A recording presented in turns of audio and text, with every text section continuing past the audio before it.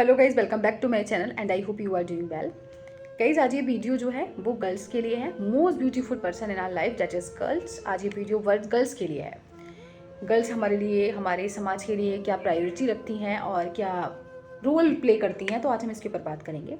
अगर ये वीडियो कोई बॉय भी देख रहा है तो कोई गलत नहीं है। उनको भी पता होना चाहिए कि हमारी लाइफ में गर्ल्स क्या क्या फेस करती हैं, हम लोग क्या फेस करते हैं, तो उनको भी जानना ज़रूरी है। तो गाइज, आज हम बात करते हैं गर्ल्स के ऊपर। गाइज, वी आर गर्ल्स, हम गर्ल्स हैं। मैं लड़की हूँ, मुझे ये वाली बात बार बार रियलाइज़ करानी पड़ती है, बार बार मुझे सुनना पड़ता है कि तुम एक लड़की हो।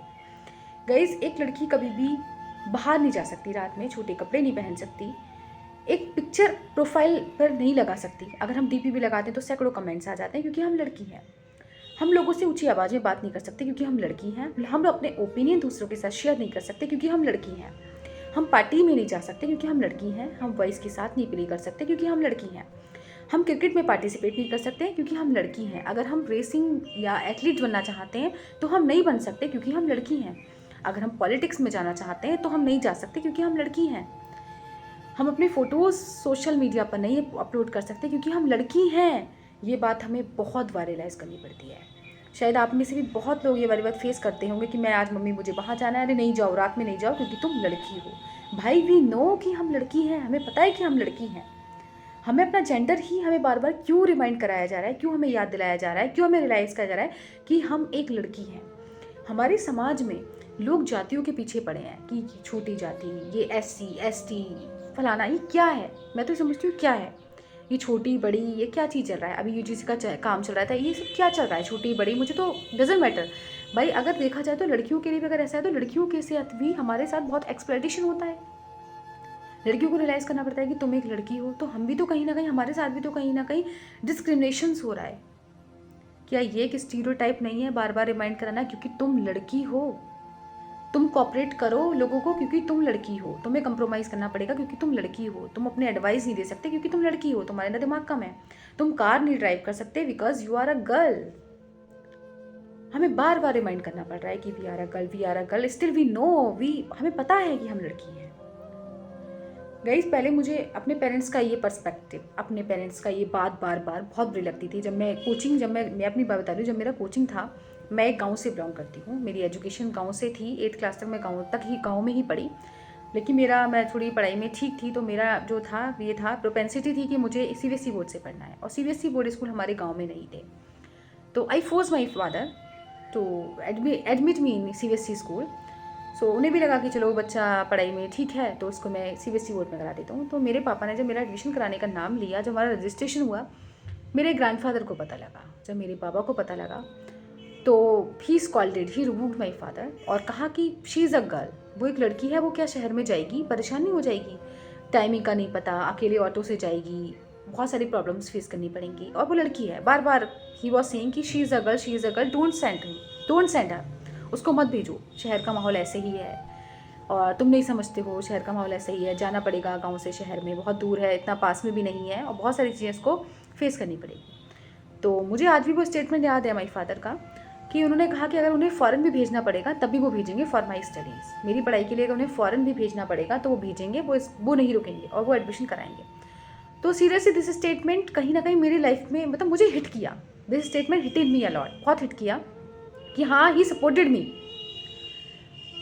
तो हालांकि मेरा एडमिशन हुआ, मैं गांव से शहर में गई, बहुत सारी प्रॉब्लम्स भी मैंने फेस की। मैं जब आती थी, मेरा जो ट्यूशन था 12th क्लास में रात में था, तो जब मैं आती थी रात में तब भी मुझे बहुत सारी चीज़ें फेस करनी पड़ी। मुझे कई बार पापा के फ्रेंड्स वगैरह ने भी फोर्स किया कि अपना ट्यूशन मत लगवाओ, घर से भी तुम पढ़ाई कर सकती हो क्योंकि यू आर अ गर्ल, और बहुत सारी प्रॉब्लम फेस करनी पड़ती है। तुम लोग रात में आते हो, विंटर है, और विंटर में जैसे जल्दी से हमारा डे जो होता है सनसेट हो जाता है, तो तुम लोग जल्दी से क्या है, मतलब लड़की हो तो बहुत प्रॉब्लम्स फेस करनी पड़ेंगी, तो ट्यूशन छोड़ दो। ऑल्दो आई डिडंट, मैंने नहीं छोड़ी ट्यूशन क्योंकि ट्यूशन के बिना तो शायद काम नहीं चलता, लेकिन मुझे सुनना पड़ा। तो हम बार बार हमें अपना जेंडर रिमाइंड कराया जाता है कि तुम एक लड़की हो तो तुम ऐसा नहीं कर सकती, ऐसा नहीं कर सकती। तो मुझे भी कभी बहुत गुस्सा आता था लोगों पर कि हाँ यार, गलत है। मतलब मुझे लगता था कि मुझे एक लड़के की तरह रहना चाहिए। लेकिन अब मैं जैसे जैसे धीरे धीरे बड़ी हुई तब मुझे लगा कि उन लोगों के पर्सपेक्टिव कहीं ना कहीं ठीक थे, वो ठीक कहते थे। जब मैं देखती हूँ न्यूज़पेपर में, वीडियोज़ में, फ़ोन में, सोशल मीडिया पर, कहीं ना कहीं ही वॉज राइट, उनका पर्सपेक्टिव ठीक था। क्योंकि हमारा वर्ल्ड अभी तक एक्सेप्ट ही नहीं कर पा रहा है गर्ल्स एंड बॉयज़ में डिफ्रेंशिएट। और वो सही भी करता है, क्योंकि कुछ बॉयज़ की वजह से, आई एम नॉट सेइंग कि for all boys, I am saying for some boys की वजह से गर्ल्स आज भी इनसिक्योर है। हम आज बाहर नहीं जाते तो ठीक है, हमें नहीं दिखानी चाहिए अपना, हमें जोश में भी नहीं रहना चाहिए कि हम दिखाएंगे, प्रूव करेंगे, तो नहीं करना चाहिए, क्योंकि आज भी हमारी जो लड़कियां हैं वो सेफ़ नहीं है। सीरियसली बहुत, हम इंडिया में रह रहे हैं, हम फ्री हैं, हमारा देश आज़ाद हो गया, हम अंग्रेज़ों से आज़ाद हो गए, still we are not free. हमारा देश नहीं है, हम रात में बाहर नहीं निकल सकते, सीरियसली नहीं निकल सकते, फैक्ट है ये वाली बात।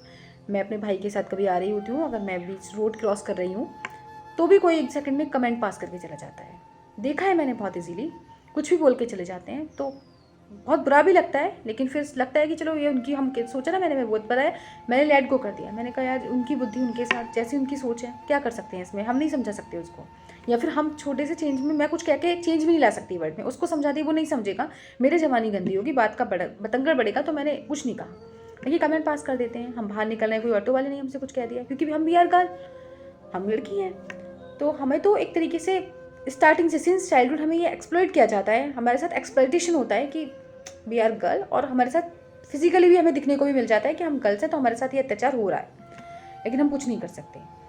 अभी मैंने जैसे व्हाट्सएप पे डीपी लगाती हूँ, तो मेरा भाई स्पेशली बोलता है कि जो डीपी लगाओ फॉर कॉन्टैक्ट्स लगाओ, और कोई भी कॉन्टैक्ट ऐसा मत ऐड कर लेना जो तुम्हारा नहीं ठीक हो, जो तुम नहीं जानती हो, सिर्फ अपने रिलेटिव्स को, फ्रेंड्स को ही करना है, मेरे फ्रेंड्स को नहीं करना है, जिससे कि अगर डीपी वो देखें तो कोई फ़र्क भी नहीं पड़े। तो क्यों कहना पड़ रहा है उसको, कहीं ना कहीं मुझे लगता है कि उसका पर्सपेक्टिव ठीक है, वो ठीक कह रहा है, ही इज़ राइट। मुझे पहले लगता था कि वो गलत कह रहा है, पहले वो मुझसे ये भी कहता कि कभी स्टेटस मत लगाओ, लेकिन मुझे लगता है कि ठीक भी कहता है, क्योंकि हमारा समाज अभी लड़कियों को लेकर इतना हाई थिंकिंग नहीं हुई है, अभी भी लड़कियों को एक गलत उससे देख रहा है वास्तव में। अगर हम आगे बढ़ने की कोशिश करते हैं, तो मैं ये नहीं कह रही कि आगे मत बढ़ो, अगर हम अपने दिखाना चाहूँ, मैं लगाऊँ ज़बरदस्ती वीडीपीस लगाऊँ, कैसे भी लगाऊँ, तब भी वो कुछ ना कुछ कमेंट मिल जाता है। हम फेसबुक पर, इंस्टाग्राम पे अपनी फ़ोटोज़ नहीं लगा सकते, क्योंकि वी आर गर्ल, हमें कुछ भी कहने को मिल जाएगा। तो गाइस कहीं ना कहीं हमारे समाज में अभी भी ये वाली बात निकली नहीं है दिमाग से कि लड़कियां जो हैं अब लड़कों की ही तरह हैं, लेकिन अभी भी एजुकेशन में इतना रिफॉर्म्स नहीं आया है कि लोग समझ पाएँ कि there is no difference between girls and boys, और रिस्पेक्ट गर्ल्स, नहीं समझ पाए हैं वो वाली बात। हालांकि मैं कहना चाहती हूँ, सजेस्ट करती हूँ कि हमारे एजुकेशन में इस तरीके से रिफॉर्म्स होने चाहिए जहाँ पर there should be respect of girls, और चीज़ें एक मॉरल वाली चीज़ें हों कि लड़कियों का रिस्पेक्ट करना है, लड़कियों को समझना है, और they are not less than boys. But अभी है नहीं, ऐसा होगा तो देखेंगे। तो गाइस मैं कहना चाहूँगी, अगर ऐसा है तो हमें क्या करना चाहिए, इस सिचुएशन में हमें क्या करना चाहिए, कैसे हम इन सब चीज़ों से निकल सकते हैं। गाइस तो कुछ वेज़ हैं, हालांकि हमें अपने आप को ठीक से तो रखना ही पड़ेगा, लेकिन ये है कि कुछ चीज़ें हैं जो लोग हमारी एडवाइस सुने, हमें ये नहीं कहे कि हम कम दिमाग के हैं, ये नहीं कहे कि हमारी वैल्यू ना हो। तो गाइस हमें अपने आप पर वर्क करना पड़ेगा, अपने डिसीजंस लेने होंगे अपने फेवर में, अपने करियर के बारे में, कि ऐसा करियर चूज़ करना पड़ेगा। बचपन से हमें एक एम बनाना पड़ेगा कि we have to do something, हमें कुछ करना है। जब हम कुछ कर जाएंगे तो शायद लोग हमारी रिस्पेक्ट करना सीख जाएंगे, शायद लोग हमारी एडवाइस को मानना सीख जाएंगे, शायद हमारे लोग हमारी ओपिनियन को रिस्पेक्ट करेंगे। तो गाइस हमें कुछ करना पड़ेगा इसमें, हम उनकी सोच को नहीं चेंज कर सकते। To change world is not our hands, but to change ourselves is in our hand. लोगों को चेंज करना, हमारा संसार को चेंज करना हमारे हाथ में नहीं है, बट अपने आप में रिफॉर्म्स ले आएँ, अपने आप को चेंज कर लें, अपने आप में कुछ कर लें, वो हमारे हाथ में है। तो गाइज़ हमें अपनी पढ़ाई पर, जैसे स्टार्टिंग में, जैसे अब हम मेकअप कर रहे हैं, हम अपने को खुद सुधार सकते हैं। जैसे हम दिखा रहे हैं बहुत मेकअप करके, बहुत क्यों कर रहे हैं, क्या हमें अपने, अगर हमारे स्किन पर कहते हैं ना मुहासा हो गया, तुम लड़की हो, चोट लग गई, अरे इसका पैर ठीक हो जाना चाहिए क्योंकि वो लड़की है, उसे पढ़ाई कर जाना है, भाई पैर ठीक हो जाना चाहिए। मैं समझती हूँ as a human you are saying, but अगर आप कह रहे हो लड़की है तो ये गलत है। फिर चुपता है कि अगर लड़की है तभी पैर ठीक हो जाना चाहिए, कि बॉयज़ और तो डिफ्रेंशिएट कहीं ना कहीं आ गया। तो गाइस इसमें हम भी कहीं ना कहीं रेस्पॉन्सिबल हैं। हम अपने आप को बहुत ध्यान रखकर अपने आप को मेकअप करके लोगों को शो कर रहे हैं। क्या हम ये कठपुतली हैं, क्या हम डॉल हैं, क्या हम अपने को डेकोर करके दिखा रहे हैं हम सुंदर हैं तो लोग हमारे अट्रैक्ट हों, हमें खरीदें?